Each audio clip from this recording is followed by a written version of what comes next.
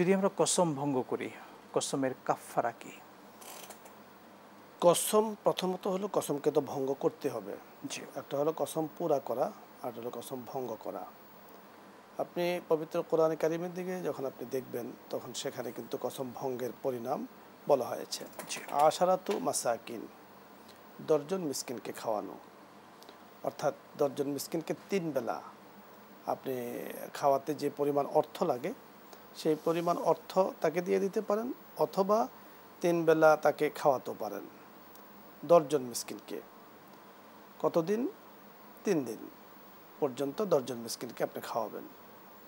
অথবা রোজার ব্যাপারে বলা হয়েছে যে যদি আপনি সেটা না পারেন তাহলে রোজা রাখেন, সে রোজাও 3 দিন রোজা রাখা, ক্রমাগত 3 দিন।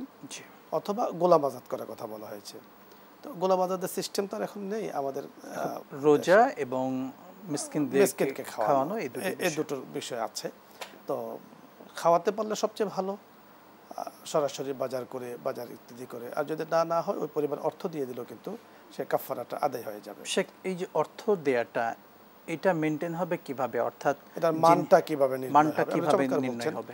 আসলে যিনি যে পরিবেশে চলেন, অর্থাৎ আমাদের সমাজের মানুষের আয় অনুপাতে মানুষের কিন্তু চলার একটা ধরন ঠিক হয়। সকলের চলার ধরন কিন্তু এক নয়।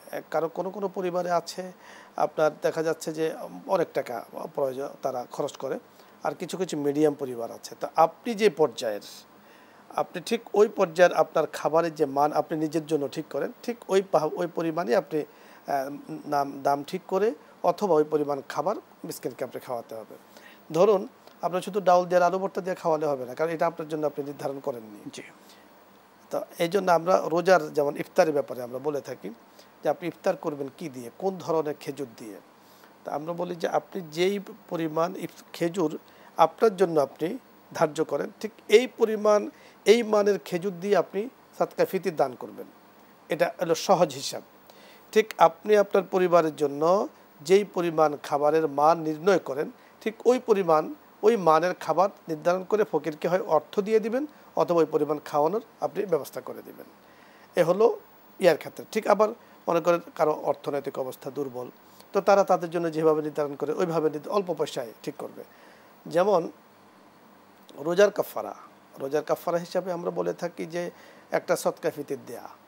তো একটা সদকা ফিতির দিয়ে ইসলামিক ফাউন্ডেশন থেকে তার পরিমাণ কিন্তু ঠিক করে দেয়, যে 130 টাকা বা ঊর্ধ্বে আরও বেশি হতে পারে।